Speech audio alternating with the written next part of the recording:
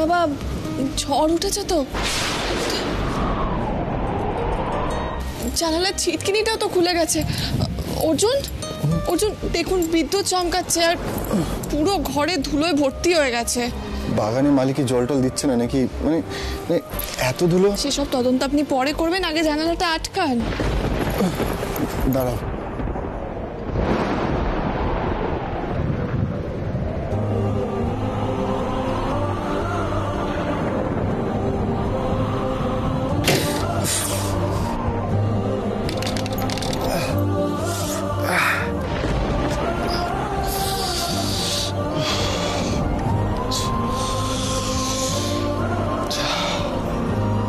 কি হলো আপনার?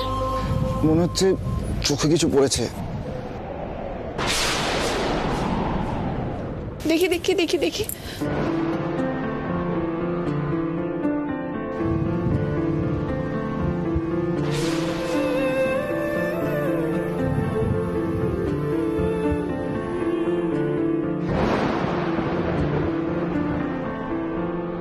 सुना है तेरे दिल पे मेरा कहीं नाम लिखा है, देखो ना मेरी आँखों में तुम, छिपा है तेरा ख्वाब छिपा है, कैसे बताऊं कितना चाहूं मैं तुम्हें,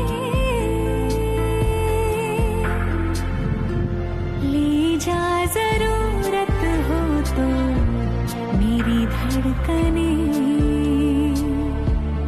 इनमें सुनाई देगी मेरी ख्वाहिशें।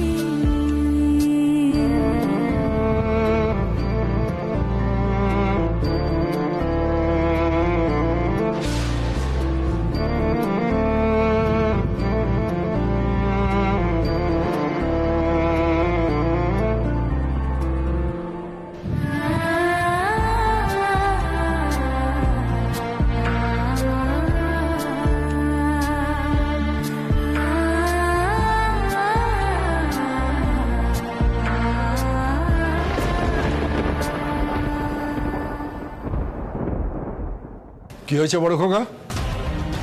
এত চিৎকার করছিলিস কেন?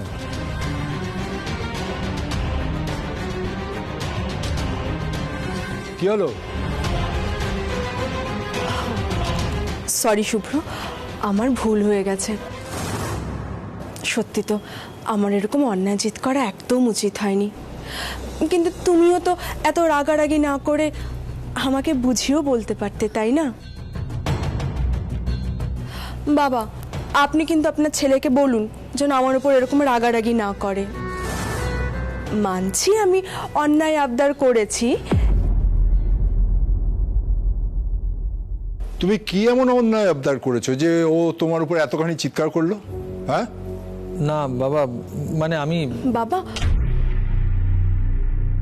আমি বলছি, আসলে আমি আপনার ছেলেকে বলেছিলাম যে অফিস থেকে 3-4 দিনের ছুটি নিয়ে আমাকে ঘুরতে নিয়ে যেতে। এতেই আপনার ছেলে এত জোরে চিৎকার করেছে। আসলে ভুলটা তো আমারই। এখানে তোমার কোনো ভুল নেই মা, তোমাকে ও বুঝিয়ে বললে পারতো। হ্যাঁ আমি মানছি যে এখান থেকে ছুটি পাওয়া মুশকিল, এত বড় চাকরি, যখন তখন যেখানে সেখানে বেড়াতে যাওয়া যায় না। পরে সুযোগ সুবিধা মতন তোমাকে বেড়াতে নিয়ে যেত, ব্যাস মিটে যেত, এটা বললেই। তুমি তো অবুঝ নও। হ্যাঁ ঠিকই তো, তুমি ঠিক বলেছো গো। আমিও তো বাবুকে বললাম যে সামনের মাসে 2-3 দিন ছুটি পড়েছে, জানা বাবা ওই সময় মেয়েটাকে নিয়ে একটু ঘুরে আয়। শোনো বড় খোকা, আমি তোমাকে পরিষ্কার করে বলে দিচ্ছি, ফার্দার যেন বৌমার সঙ্গে কোনো খারাপ ব্যবহার না হয়, মনে থাকে যেন। আর তুমি এখন কোথায় বেরোচ্ছ আবার? এখন না, ওই এমনি দরকারে। কোনো দরকার নেই, চলো খেতে চলো, আমিও খাবো, এসো।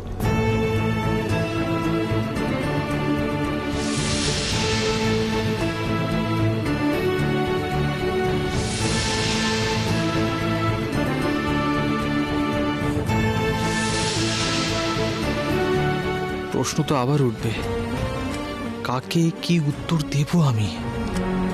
কিভাবে দাঁড়াবো সত্যের মুখোমুখি?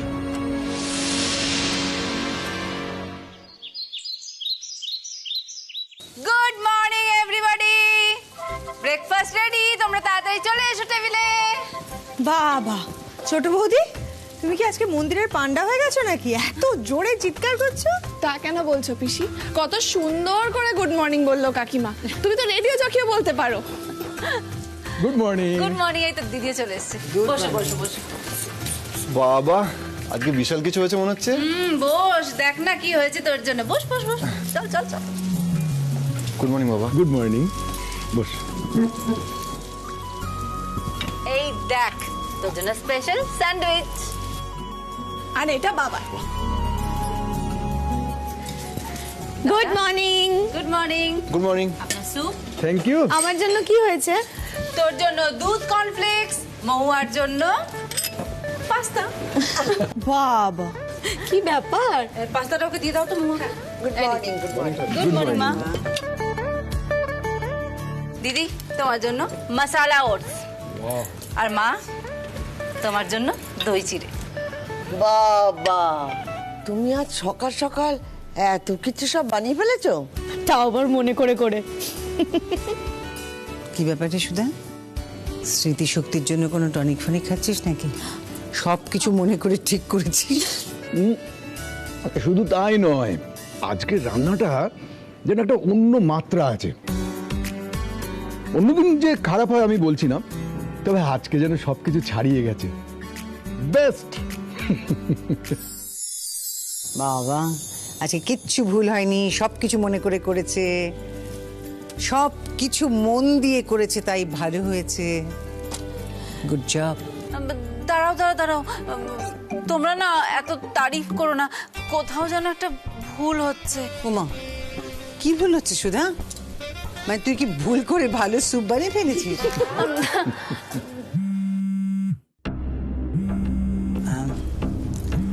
এক্সকিউজ মি, তোমরা সবাই খাও, আমি 1 মিনিট আসছি।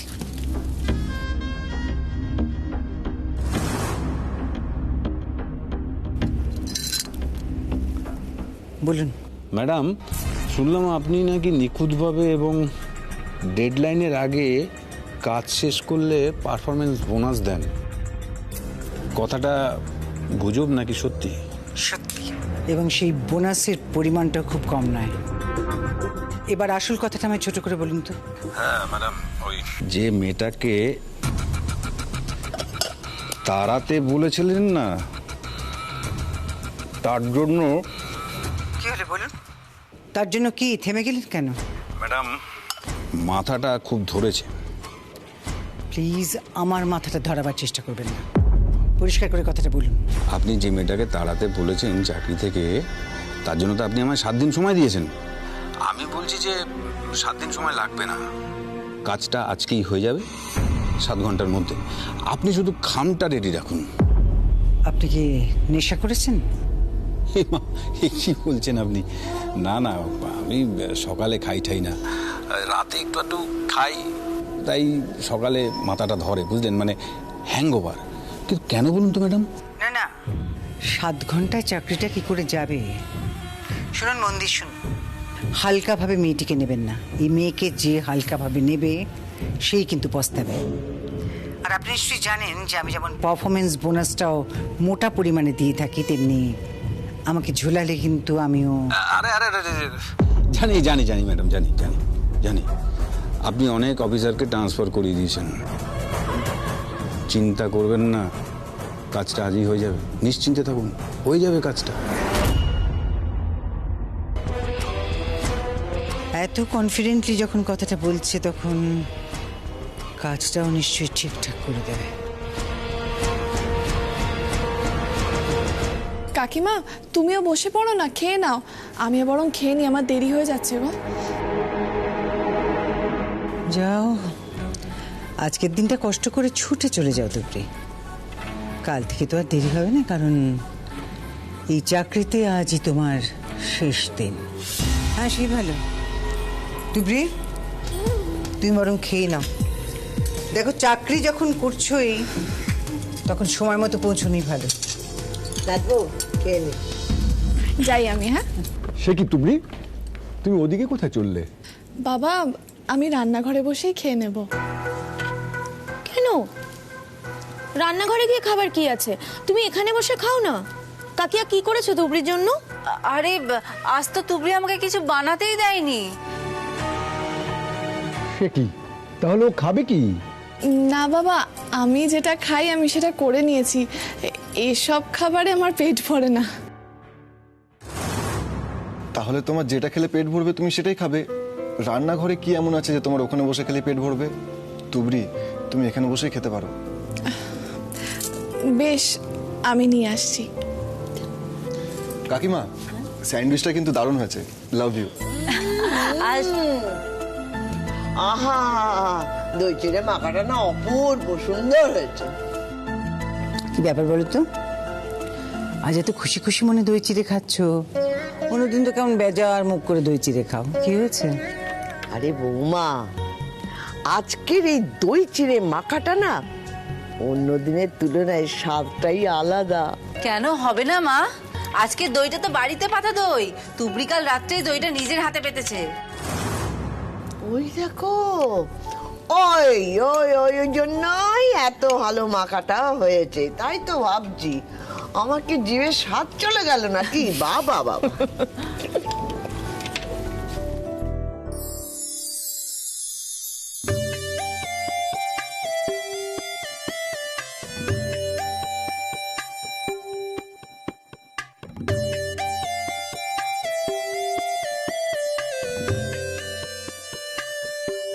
তার মানে আজ খাবার সব তুবড়ি বানিয়েছে, তাই তো? হ্যাঁ দাদা, আজকের খাবার তো সব তুবড়িই বানিয়েছে। আমি শুধু ওকে বলে দিয়েছিলাম কে কি খেতে পছন্দ করে। ও আমার ফোন থেকে ইন্টারনেট দেখে সমস্ত খাবার বানিয়েছে। আজকের ক্রেডিট কিন্তু সম্পূর্ণ তুবড়ি।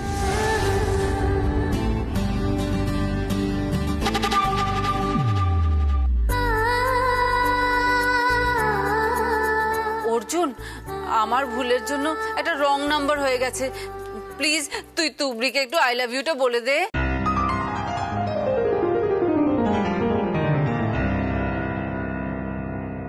আজকের স্যান্ডউইচটা কিন্তু ওই বানিয়েছে।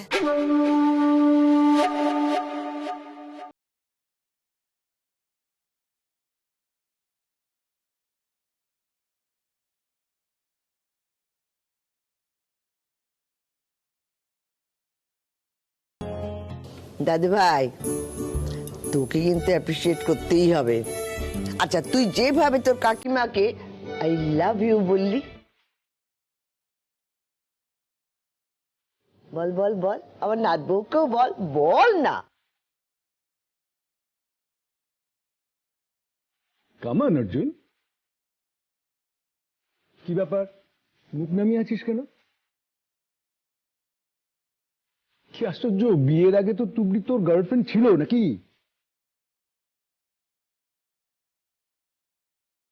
তা বউ হলে কি তাকে লাভ ইউ বলা যায় না?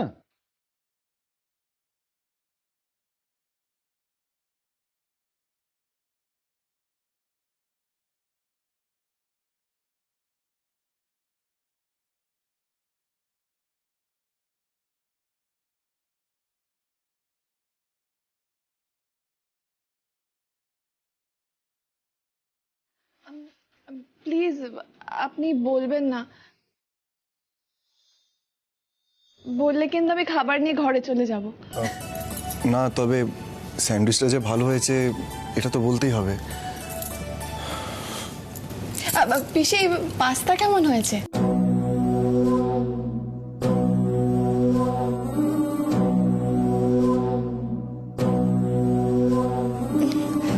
পিসি, মা তো ওটস খাচ্ছে, আর সেটা কাকিমাই সব জোগাড় যন্ত্র করেছে আর কি। আমি তো পাস্তাটা বানিয়েছি। তুমি বলো পাস্তাটাকে কেমন লাগছে? মার দিকে তাকিয়ে আছো কেন? মা ভালো বললে ভালো বলবে, আর খারাপ বললে খারাপ। বলো না পিসি, ভালো হলে বলো, খারাপ হলেও বলো। যদি খারাপ হয় তাহলে পরের দিন আমি ভালো করে বানাতে পারবো। না, ঠিকই আছে, ভালো হয়েছে। থ্যাংক ইউ পিসি।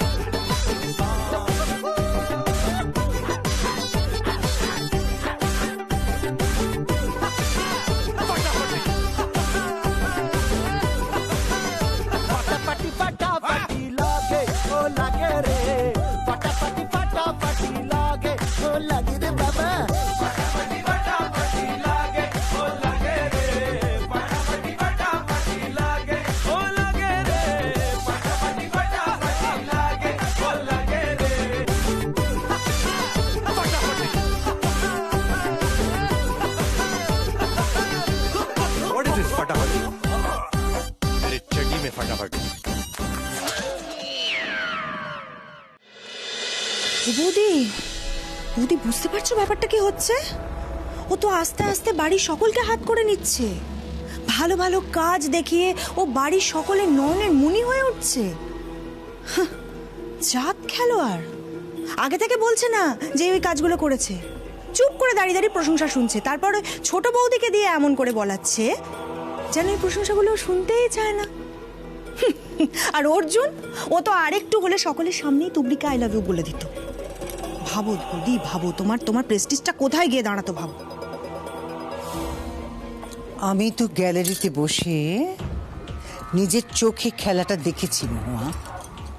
তাহলে তুমি আমাকে কমেন্ট্রি দিচ্ছ কেন? কমেন্ট্রি কেন দিচ্ছ? না বৌদি, আরে আমি তোমার সাথে একটু আলোচনা করতে চাইছি, সূত্রটা ধরিয়ে দিচ্ছি বৌদি, বোঝো। দেখো, আজকে ও দাদাকে নিয়ে বেরোচ্ছে, কালকে ও অন্য কিছু করবে, আর তারপরে সকলের পছন্দের ব্রেকফাস্ট বানাচ্ছে। এইভাবে তো প্রমাণ করতে চাইছে যে ও এই বাড়ির সিস্টেমের সঙ্গে একদম মিলেমিশে একাকার হয়ে গেছে। হ্যাঁ, কিন্তু বৌদি একটা জিনিস আমি বুঝতে পারছি না, আচ্ছা ওই দেখে কি এইভাবে বানানো সম্ভব মুহূর্তের মধ্যে? অসম্ভবের কি আছে? অসম্ভব কেন? না ঠিকই। শোনো, আমরা একটা কাজ করি, আমরা বরং কাল থেকে দেখে নেব যে খাবারটা কে বানিয়েছে, তবে আমরা খাবো, ঠিক আছে? আর যদি খেতে ভালোও হয়, আমরা কেউ প্রশংসা করব না। প্রশংসা করবে না? মহুয়া, আজও তুমি প্রশংসা করেছো এবং আই এম শিওর যে পরের দিনও তুমি প্রশংসা করবে। না না বৌদি, আজকে আমার সখন গুলিয়ে গেছিল। শোনো না, যা হয়ে গেছে হয়ে গেছে। হ্যাঁ, একটা কথা ভাবো যে আমাদের কিন্তু তুবড়িকে আটকাতে হবে, আটকাতেই হবে। দেখো, এইভাবে ধীরে ধীরে কিন্তু ও বিশেষ করে অর্জুনের মন জয় করছে, আর ও খুব ভালো করে জানে যে অর্জুনকে যদি ও বশ করতে পারে, তাহলে অর্জুন একাই তুবড়ির জন্য এই গোটা পরিবারের বিরুদ্ধে দাঁড়াবে। আর এইভাবে একদিন অর্জুন কিন্তু তোমার থেকে অনেক দূরে চলে যাবে বৌদি।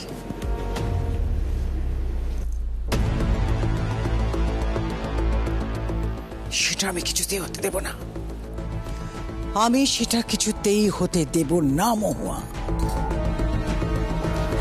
বৌদি, তুমি শুধু দেখো যে তুবড়ি বাইরে কি করছে, বাইরের ব্যাপারটা তুমি সামলে নাও, আর এই বাড়ির ব্যাপারটা আমার হাতে ছেড়ে দাও। আমি এমন কাণ্ড করব যাতে এই বাড়ির প্রত্যেকটা লোক ওর এগেন্স্টে চলে যায়।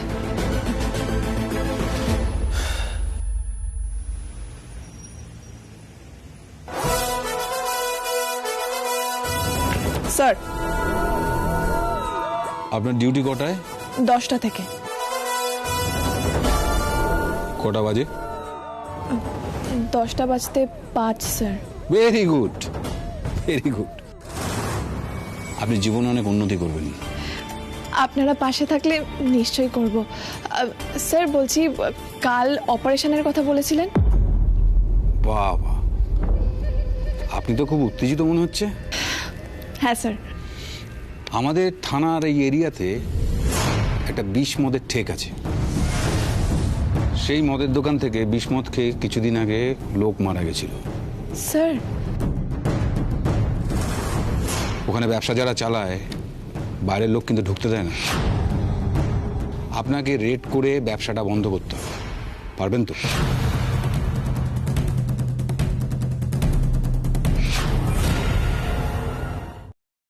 পারবো স্যার। আইনের পোশাক গায়ে দিয়ে আইনের রক্ষা করতে পারবো না, সেটা আমার মুখ দিয়ে কখনো বেরোবে না। আমি পারবো স্যার।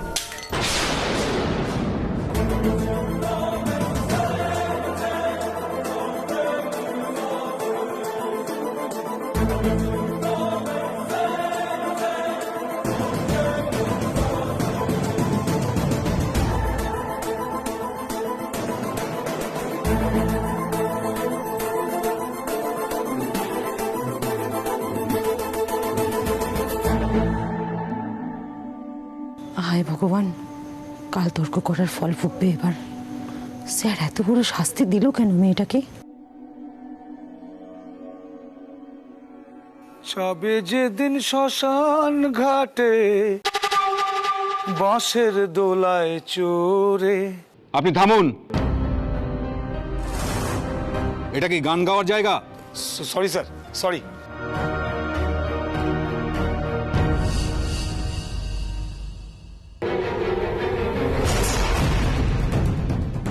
আমি অপারেশনে যাব শুনে ওনার হাত থেকে কাপ পড়ে যাচ্ছে, আবার উনি এমন একটা গান করছেন। কি রহস্য রয়েছে এখানে? এরকম কেন করছে ওরা? কি হলো তুবড়ি, জান? স্যার ঠিকানাটা? না না, এইসব জায়গার ঠিকানা হয় না। আমি বরঞ্চ আপনাকে রোড ম্যাপটা বুঝিয়ে দিচ্ছি।